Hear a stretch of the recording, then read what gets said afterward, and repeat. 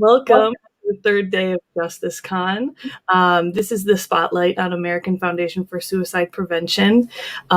Just a few things before we start. Thank you guys so much for all of the donations. We hit 11,000 last night, and I'm very, very thankful for everyone that did those donations. We also have some links below for the IMAX screenings, the pictures that are going up for auction, and our JusticeCon merch, where all the proceeds go to AFSP. Today I am joined by two amazing women from the AFSP, Doreen Marshall and Ashley Alberto. So if you ladies could introduce yourselves for the people that weren't here last year, go ahead. Sure. So I'm Ashley Alberto, the Senior Director of Individual Giving at AFSP, and I have had the extreme honor for the past almost 3 years of working with the Release the Snyder Cut movement in all of its iterations and support for AFSP. It truly has been an honor because the awareness and the outreach that this group has done has been phenomenal. So just so happy to be here. Thank you. Great. Hi, everyone. I'm Doreen Marshall. I'm AFSP's Vice President of Mission Engagement. So what that means is that I do lots of work with different groups, including this group right here, to just advance our mission in saving lives and supporting those impacted by suicide. Well, thank you guys so much for joining us again. Last year, we were only a few months into the pandemic, and you guys kind of spoke about the impact that it would have on mental health. So now we're, a year and a few months into it. So how has your strategy changed at all, or the way you guys do things? How has that been impacted by the pandemic? So I could just jump in. I know that Doreen has a lot more details in terms of the strategy-wise. I will say that we very quickly pivoted in how we delivered our projects or our programs nationwide. We have 72 chapters now across the country, with at least one in every state. And so we had to quickly be able to pivot to a virtual model so that we could continue to deliver our programs and make sure that people were continuing to get the support and connection that they needed. I will say, and Doreen could probably expand on this a little bit more, I know that a lot of our area directors shared that actually switching to a virtual model, they have seen an increase in people. Now, obviously that could be related to COVID as well, but an increase in people who were a lot more comfortable logging into a virtual presentation versus physically attending. And so that's something that we're also taking, with the light at the end of the tunnel on the other side of COVID, of being able to incorporate that now in a lot of what we do so that we can continue to reach larger entities of people. One of the biggest impacts obviously is our walks, which all obviously happen in person. We could not do that during COVID. And of course, this year we're kind of waiting and seeing because that does lend itself to how the state has certain regulations set up. But I will say again, all of the communities and all of our volunteers were really creative in how they still created those connections within their community to make sure that everyone knew that they are not alone. We are still here and we will still reach you in a safe manner.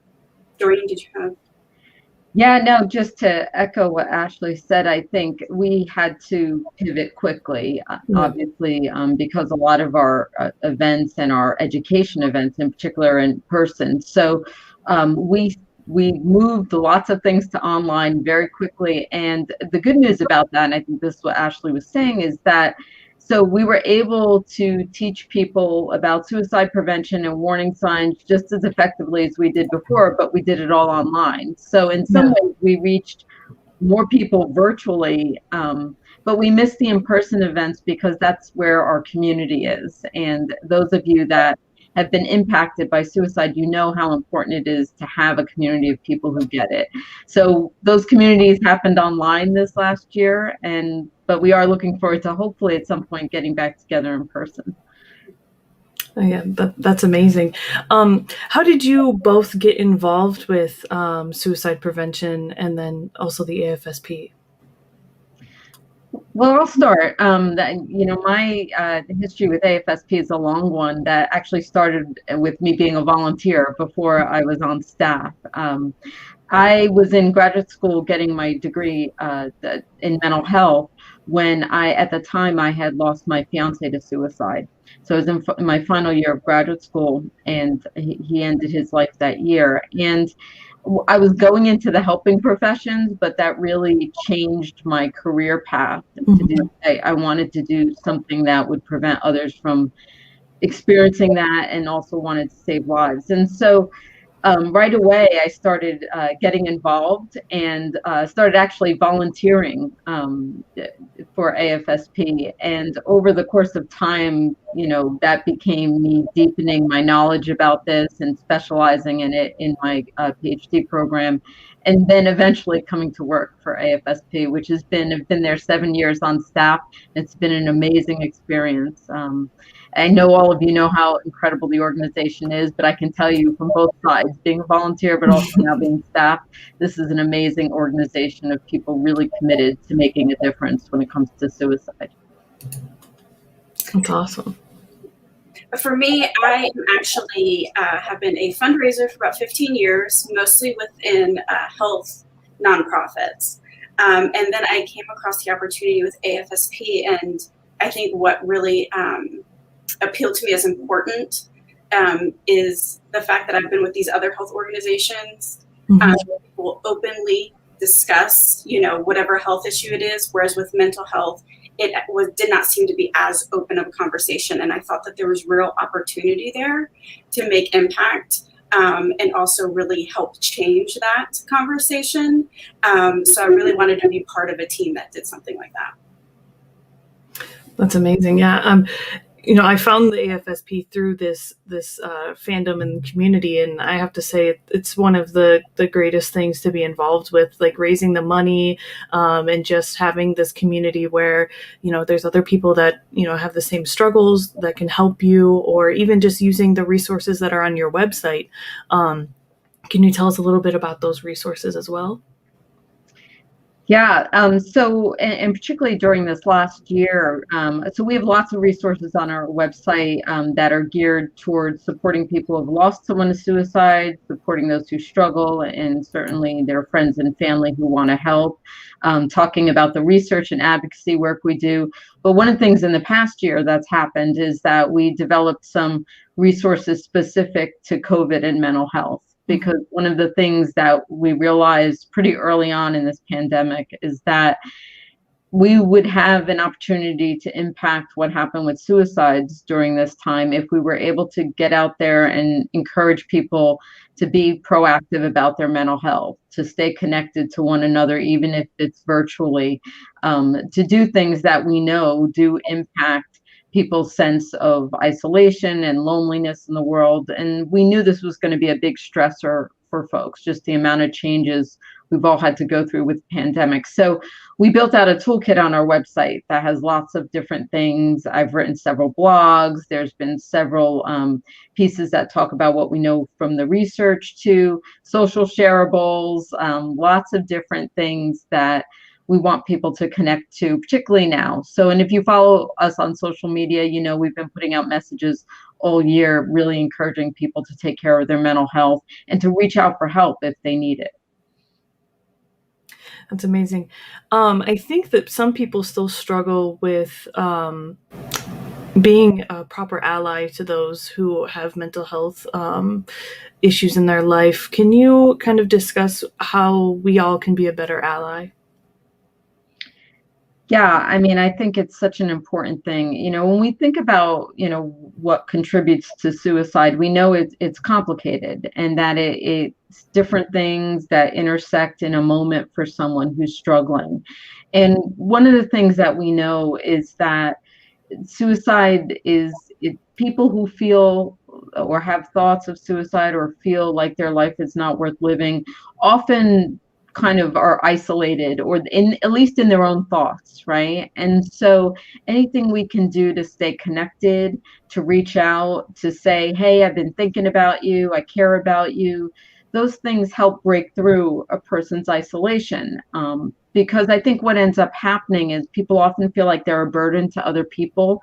And that's like a distorted thinking, right? Like, no one feels like they're a burden, but because their heart and their health feels so heavy to them that they have a hard time kind of recognizing that's not true. So anything we can do to let people know we're there, that we care, letting them know that help is available, because that's the other thing. People often believe that there's nothing out there that can help them, and we know that's not true.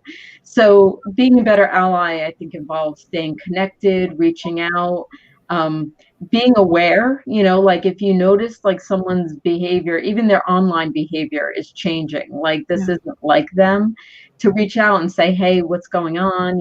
I care about you. I'm here to listen. I think that's the other big piece I would just add, is that, it's hard to listen without trying to fix a problem, but often that's the very thing the person needs. They just need to know you're with them and that you see what's going on and that you're there. They need that much more than they need any of us to kind of offer suggestions or try and fix a problem that they're having. That's amazing. And someone in the chat said it would be cool to hear more about exactly what the funding goes to and what measures are taken to help people. Yeah, absolutely. So funding for AFSP goes to support our 4 main focus areas. The first being advocacy. We do advocate at the local and national level for mental health legislation. I can tell you in the past year, we have hosted 38 state capital days, and 27 state bills went into law, which is huge. And that's what we keep kind of working towards, is continuing to make smart mental health legislation. One of our second focus areas is research. We are the largest private funder of suicide prevention research. And we currently have $22 million invested in studies right now around suicide prevention so that we can better understand and prevent it.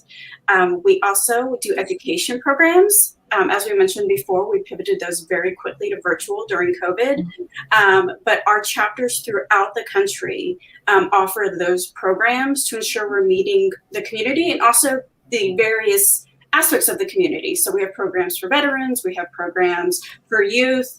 We do everything we can so that it is not a one-size-fits-all. It's where the community is and what the community needs. And then our last is support. So those who have unfortunately lost a loved one to suicide, we have support resources and we have some events. We also connect people to resources. Our Survivors of Suicide Loss Day is actually held in 26 countries. That is our biggest international event. And we have 417 of those events that occur every year. It is the Thursday, I'm going to get this wrong, Doreen, so help me. Thursday before Thanksgiving. It's actually the Saturday before Thanksgiving. There you go. So that's all of our funding goes to support those priorities of ours. In addition, we do have Project 2025 as well, which is our goal to reduce the suicide rate 20% by 2025. But what's nice about Project 2025 is it's not a separate project for us. Everything we do in those 4 main focus areas that I discussed goes to support that work in Project 2025 to make a significant impact on the suicide rate. I will say, with the Release the Snyder Cut movement, Snyder Cut community, restore the Snyderverse, where we're at right now, I would say that this movement has raised, to date, not everything is in, but because of your generous support and everything you guys are doing, we're at over 700,000 right now that you guys have contributed. And I cannot stress enough the impact that is making on our work in communities across the country every single day.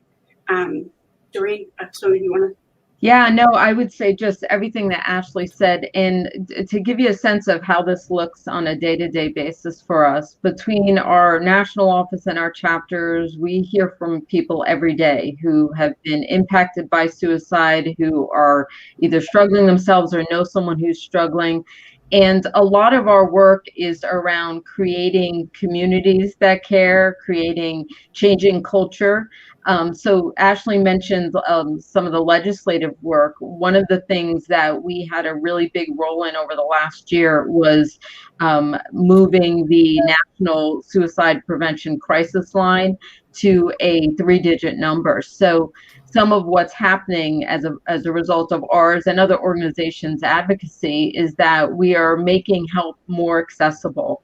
So that bill, in addition to changing the number to a shorter number, which will be rolled out over the next probably year or two, it's also about helping crisis centers in local communities. It's about building more infrastructure so that there are more people to take those calls. So I say that as an example of the work we're doing all the time, which is really around trying to build just a better community for people who struggle and those are impacted by those who are impacted. As Ashley mentioned, we have lots of education programs, and one of the things we're finding is that when people make the link that suicide can be prevented and that there's things we can actually do, that it's not just a mental health issue, that there are things we can do to help people feel more connected, that's a game changer because we need everybody involved. Everyone has a role to play here. And my guess would be that many of you have reached out to someone who struggled and you didn't know that you made a difference in that moment. But we know from people who have thought about taking their lives that even just someone who reaches out in a moment can bend or change that trajectory for someone. So again, thank you so much to this movement and all the work that you've done, because it's enabled us to just keep going right through COVID. We've never been busier, frankly. And that's a testament to all the work that you are doing to make sure we have the resources to continue the work. It's amazing. Sabrina has a question. What tips do you have in reaching out to someone with mental health issues? Is there a certain approach or specific wording that is recommended? Yeah, this is a great question. And I would just say, one of the things that we know is that it's hard to start these conversations, but it doesn't have to be, right? So I would just start by commenting on what you're noticing. So let's say you've noticed that somebody who is really engaged with folks that like suddenly isn't around as much, or they're not online, or whatever the behavior change you're noticing. And you might just say something like, Meg, I'm going to use your name. Hey, Meg, I'm just checking in with you. I've noticed you haven't been around so much. Just want to let you know I care about you. How are you doing? Mm-hmm. And start like that. I think ultimately it is helpful to ask directly about suicide if you're worried about someone. And a lot of times people are afraid if I say the word suicide or if I mention suicide, are they going to suddenly start thinking about it? And actually, we know from research that nothing could be further from the truth. That actually, when you put it out there, that many people feel relieved that someone is noticing how much distress they're in or how much they're struggling. And so, I would ask them how they're doing. I would listen. And then I would say, sometimes when people are feeling overwhelmed or feeling, really sad, they may start to have thoughts of wanting to end their life or thoughts of suicide. I'm wondering if you're having those kinds of thoughts. And just putting it out there, I think, sends the person a signal that you're here to listen, that you're tuned into what's going on with them. And often people feel relieved when someone is recognizing it. The other thing I would say, just in terms of words, you don't have to get the perfect words, right? You just have to connect, be a human being, convey that you care and that you're there to listen. And that if they are feeling suicidal, that you're going to help them figure it out, that you may not have all the answers, that you may have to make a few phone calls, but that you're with them in this, and that there's nothing they can share with you that's going to make you kind of back away. I think that's what people are afraid of, is if they share they're having thoughts of suicide, that the few people who are connected to them will step away. And we know that if we can just stay connected and help connect that person to help, we can make a real difference for them. That's amazing. I have another question from Erin here. Something I'm curious about. How do I know when my support is not enough and professional help is needed? A great question. And actually, I was just asked this the other day. So I try to think of this as like a physical health issue, right? So if your friend, if you had been noticing your friend was having chest pains and they were kind of talking about, like, not feeling well, and this was going on for some time, at some point you'd say, you know what, I'm not a cardiologist.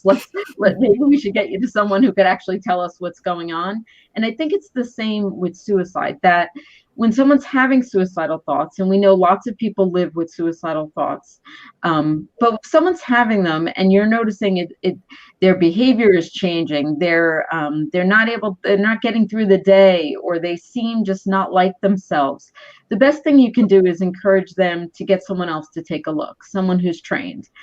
Just like we would go get an assessment if we had chest pains, right? We'd want a cardiologist or some doctor to take a look and let us know what's going on. We want to do the same for our mental health too. So, I think the thing is, most people think they're overreacting when they tune into someone suicidal, and we have to kind of counterbalance that by trusting our gut. So if your gut is telling you, like, I'm worried about this person and I'm feeling like I have a good reason to be, to not wait, to take that extra step. Worst thing that's going to happen is they talk to someone trained and the trained person says, you know what, this is not what you thought it was. Mm-hmm. But more likely, you're right. And so tuning into that gut feeling you have that something's not right here, and then getting the person connected to someone. And you can call the helplines. There's lots of different ways. You can tell them you can help them find a mental health professional. They can go to their doctor if they have a primary care doctor and just say, hey, this is what's going on. Can we talk about that? And can you let me know what might be needed to help? Awesome. Ashley, I wanted to hear more about how, for the people that weren't around for the first JusticeCon, how did you get into contact with this community and how did it grow from there? Wow, that is a question that kind of goes in different ways. Go ahead.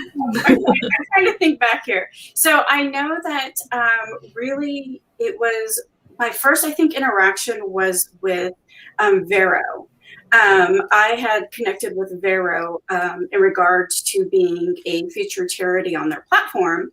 And so I joined because obviously the founders of Vero are very close friends with the Snyder family. Mm-hmm. And so when I get on Vero, I then started to just interact with the community and meet some of you who are really heavily involved in this. And then really my goal was to just support you in everything you're doing, support and resources. Is there anything I can do to make this beneficial, but also helpful for you as you reach out to the community? And so then I got to know many of you throughout that process. And then that network kind of expanded. I think I jokingly told someone, I said, I'm now part of your movement. I hope you guys know that.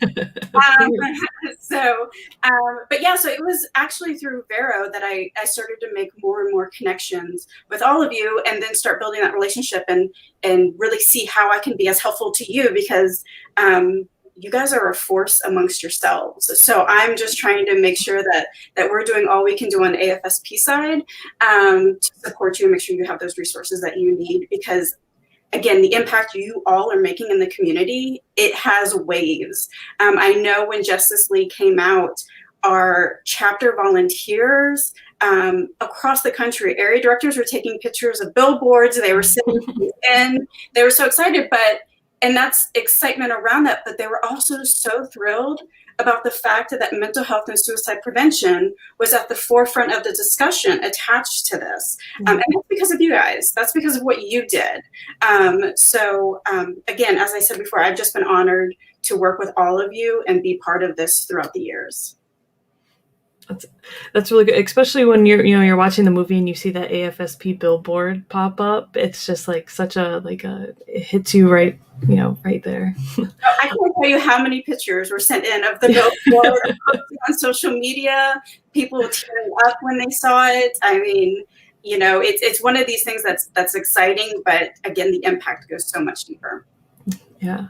I have a question from Matt here. I have a question. Can you talk about how a connection to art can help those who are feeling suicidal?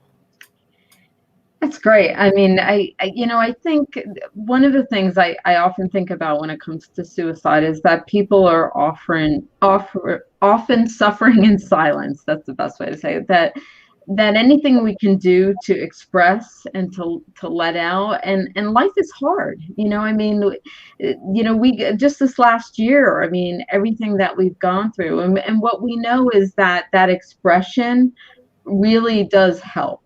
And so whether it's talking to a therapist or expressing in other ways through art, I think that the big takeaway is to not stay alone with what you're suffering, right? And the great thing about art is that it gives us kind of a pathway to dialogue, right? So we might ask, like, well, what does that mean? I mean, even with the movie and with the AFSP billboard showing in the movie, for people who didn't know our work, it was like, well, what's that? It's a way to start that conversation. And so if you're the person who's struggling, I would not only do art or engage in art, but I would also talk about what the art means to you and how it connects to what you're feeling. Because the more you can be open about the struggle, I think the more you can connect to help, the more other people who are struggling in silence will say, hey, if he or she can talk about it, I can too. I think these are really important ways we connect at a societal level around struggles. So yeah, I mean, art is definitely a way. And I think, I'm sure many of you feel that the art, certainly the Zack Snyder's work is really connected on a number of levels to how people struggle every day. We've got a bunch of more questions, actually. This is amazing. If you guys have any questions, please put them in the chat and we will grab them as they come. Abdullah asks, are there any hobbies that we can adapt to overcome our suicidal thoughts? It's a great question. And I think one way I would think about this is kind of going back to my cardiologist heart example, right? So we know that, there are medical interventions that help with heart problems, right? But we also know there's lots of other things that help too. So, getting daily exercise, eating right, managing your stress, it kind of works the same for mental health. That there are lots of different things that help. And getting some daily exercise, getting your heart pumping, they've shown that it has as much impact on mood as a mild antidepressant. So those kinds of things, health habits, getting enough sleep, all of that is going to have some impact on your mental health and on thoughts of suicide. But there may be some points of this, or there may even be some pieces of it where you need what we think of as a more mental health driven or professional intervention. So to not feel bad if those things don't make your thoughts of suicide go away, or if they don't make your depression better, to know that it's both and, it's not either or, that there's things you can do taking care of your overall health and your mental health that will help, but that there might also be things that a professional needs to be involved in, just like the cardiology example, right? Like, you're not going to try and manage your heart attack risk without any medical intervention. You certainly don't want to manage suicide risk without some mental health or professional connection to at least be a checkpoint about how you're doing, and that if your symptoms or if your feelings get worse, that you have someone you can reach out to. Here's another question that kind of goes along those lines. How do you deal with feeling worthless at times, feeling like you are not experienced enough, you are not successful enough when it comes to your career? I mean, these are such great questions. And I would just add, I'm going to say that there's a lot of wisdom in this room. And by that, I mean, even in the chat, I'm watching the comments here. And, my guess would be that lots of folks have felt what you're feeling, just this sense of kind of, I'm not enough. And, I think, I always say, I don't know what changes that for people. I just know that it's changeable. So whether it's kind of taking, putting yourself out there and getting some real feedback, often we kind of convince ourselves of things in our head and we believe them to be true, right? Without any evidence that they're actually true. So, to know that those thoughts are not only changeable for you, but that they may not even be true. that often when we have thoughts about our own inadequacy or our own struggles, that if we were to check them out with someone outside of us, they'd say, "Are you kidding?" Or they'd say, "That's not the case," or "I don't see you that way at all." So, when you're feeling that way, I think this is one of the ways that if you don't have a network of people to check those things out with, this is one of the ways that mental health support and therapy helps, is that someone outside of you who's a little more objective can say, "You know what, you may think that's true, or but honestly, like, you're in the same place, or you're exactly where you should be at this point in your career or at this point in your life." So I guess that's what I would just say. I don't know exactly how to change those thoughts, but I'd encourage you to reach out to those around you, or to a mental health professional if you need support, and don't believe that those thoughts are 100% true, because often we feel that way about ourselves, and we can be our own worst critics. So to kind of take the opportunity to connect with those around you and ask them for feedback. I think that's one of the ways we can really be a support to one another, is challenging those thoughts that make us feel more isolated, and having other people help us challenge them. Before we get into more fan questions, I wanted to ask, how would one become a volunteer for the AFSP? Someone that wants, how would they go about that? Yeah, so the quickest way, so if you go to afsp.org, at the very top, it'll say find your chapter. And then when you are connected directly to the chapter that is closest to you, you then have the opportunity to sign up and reach out and express your interest in volunteering. So that's how to get directly to your local. You can also sign up to be a field advocate, which also connects you to your local chapter and help us start advocating on behalf of those mental health legislations. But you'll find all of that on afsp.org under advocacy, and then also under find your chapter. What kind of ways what do the volunteers actually, what kind of activities would they be involved with? Yeah, so it differs chapter to chapter, because obviously each of our chapters look very different based on the community that they're in. But there's opportunities, obviously, to volunteer with events. All of those 4 main focus areas I mentioned earlier, most chapters have volunteers dedicated to each of those in delivering those programs and initiatives locally. So we have people who volunteer to deliver education programs. They get trained on that information to deliver education programs in their community. We have people who help with those survivors of suicide loss day events. We have people, like I said, with advocacy, so that you can do your state day. And then they also get information about our national advocacy day as well. And then we just have different opportunities for people to get in the community to deliver our message and help that way. With advocacy, I would say, again, that's the only one that's a little bit different, because you do have those state advocacy days and that national advocacy day, but our advocacy department is incredible. I mean, just with what I told you about what we were able to accomplish in this past year, they are mobilized, they're direct, and that's also another great opportunity. But it definitely varies, and what you can do when you reach out to the local chapter with your interest in volunteering is you will have that conversation with the area director to see what is most comfortable and what fits best for you, to utilize your skills and what you're interested in doing, and how you want to be part of, discussing suicide prevention and mental health. Yeah, I mean, if I could just add, all you need to bring to your volunteer effort is a want to make things better, right? A passion for mental health and suicide prevention. If you're somebody who likes to present to people, we will train you to present programs. If you're somebody who prefers to be more behind the scenes, you may want to work on an event and not be a presenter. Or maybe you're someone who wants to do a support event. The first AFSP event that I volunteered for was a Survivor Day event. It was an event for those who had been impacted by a suicide loss in their family or friend network. And I went and I just helped out with the event.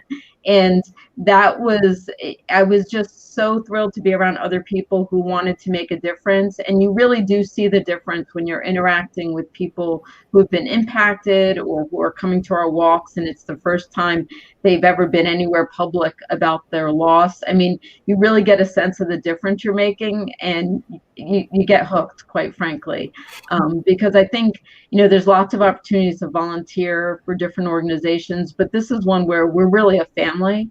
And so all you need to bring is just your passion for suicide prevention, and connect with one of our chapters in your community, and we'll work with you to figure out what's the best connection for you.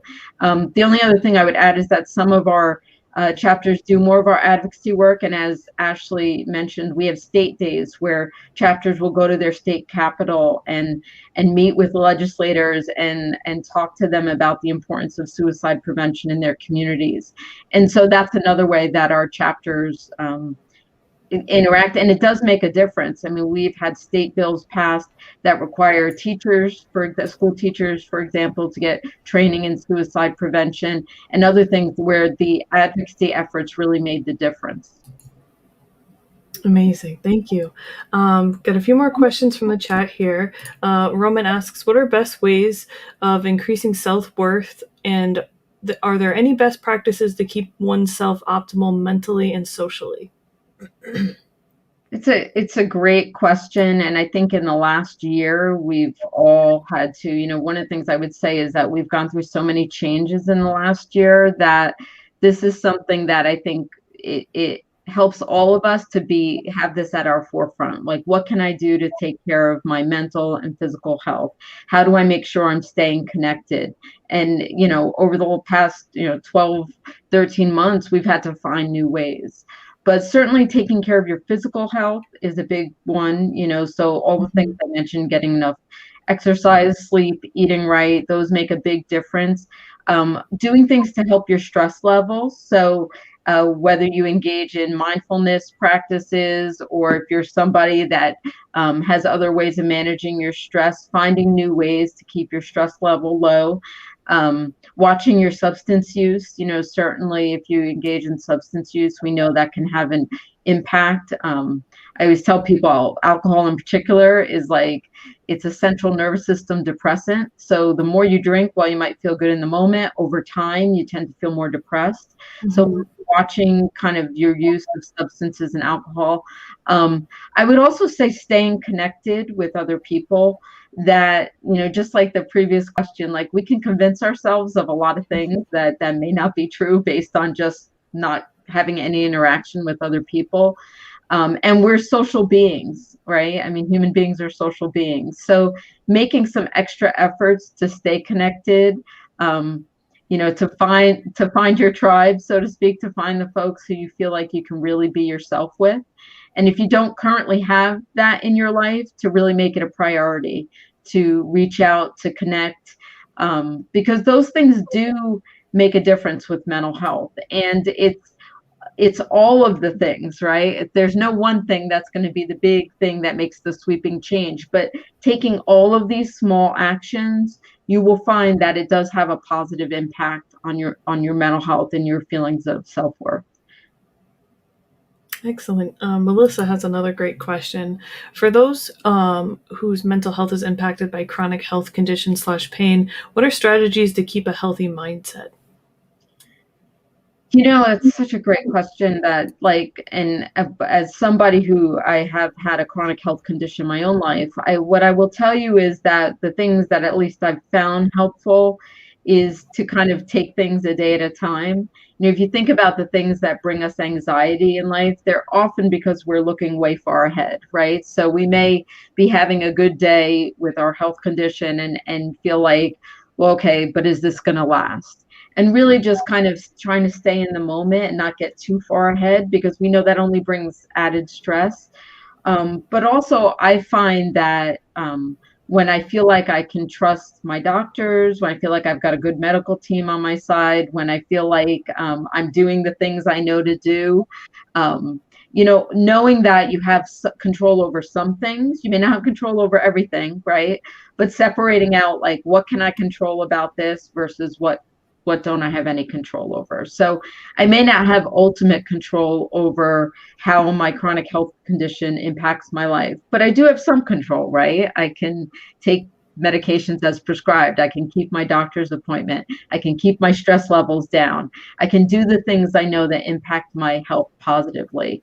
I think separating out what you can control from what you can't really makes a big difference. I'd say that, and trying to stay in the moment and stay very present, so that when you're having a good day, you can enjoy that. And then when you're not having a good day with your health issue, that you know that it's in that moment, but that won't last forever either.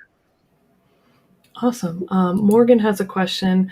Obviously, Zach isn't the only celebrity who's been affected by suicide, but is his level of involvement with the AFSP something that was surprising or more or less common? That's a great question. I don't know that I would say anything about this movement has happened.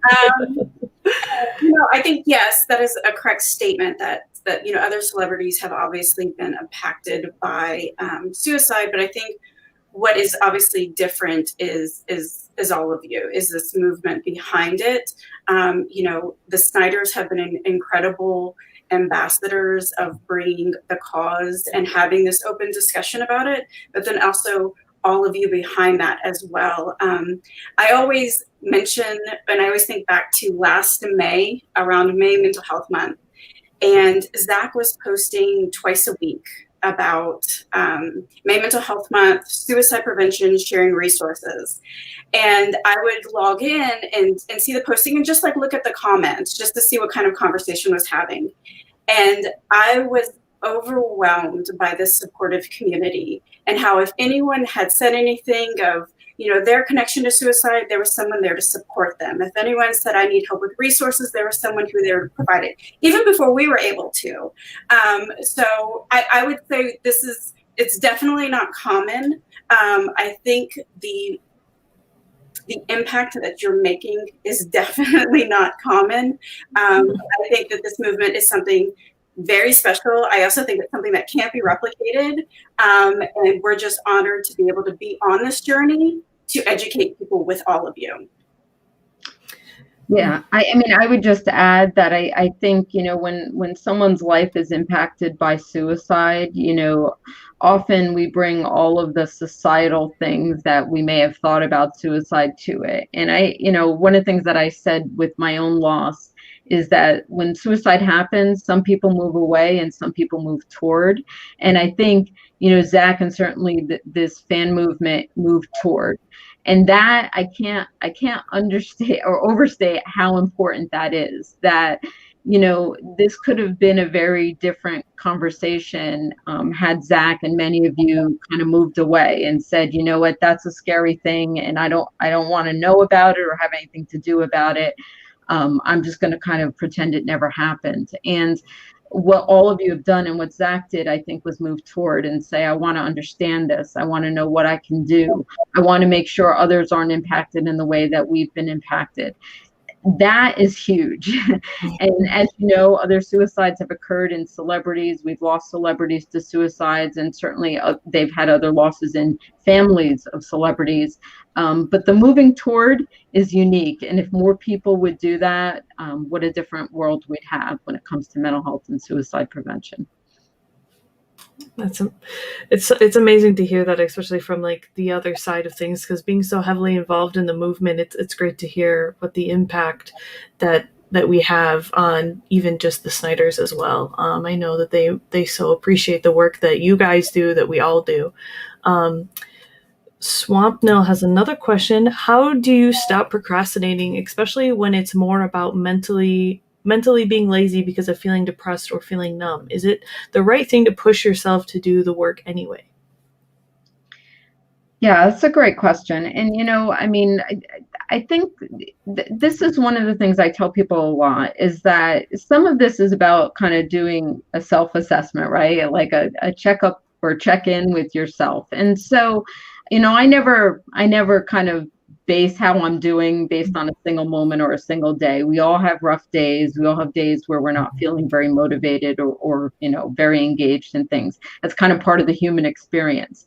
But if I were noticing like I'm feeling like that more than I'm not, or I'm feeling like that for days and weeks on end, then I'd probably want to check that out a little bit more. Like, is something going on with me? Like, we know that depression can be biological, right? So you can have like your chemistry can be off, right? So I think the important thing is to not judge any one moment, but kind of look at the whole picture, right? Am I feeling this way like more often than not? Am I feeling like, you use the word lazy, and I would say it's such a judgmental word. To kind of remove the judgment from it, and just, am I feeling kind of less energized about things? And if it's happening in a way that it keeps happening, or it's persisting, or it's really getting in the way with how you want to live your life, then I think it is time to check in with a mental health professional and say to them exactly what you said here, that, I'm having more of this and I don't know why, and I don't like it. And I want to understand it better. Because if it is related to, say, something like a clinical depression, the best thing you can do is get some help for that. And to not kind of, I think what's most helpful is running that by someone who can just look in from the outside and tell you you're being hard on yourself, or there really is something going on here and we should look further. That can really help. But I would just encourage you to be compassionate with yourself too, that as much as we can kind of allow ourselves to have those ups and downs without judgment, I think the better off we'll all be. But if it's getting in the way and you notice you're not feeling well for days, and then that turns into weeks, the best thing you can do is reach out and talk to someone. That's awesome. I have a question about, so we're all spending more time online right now because of, the pandemic. How are ways that we can spread more positivity online in general, not just with mental health, but with everything else? There's so much negativity online. How can we, as a community, spread more positivity?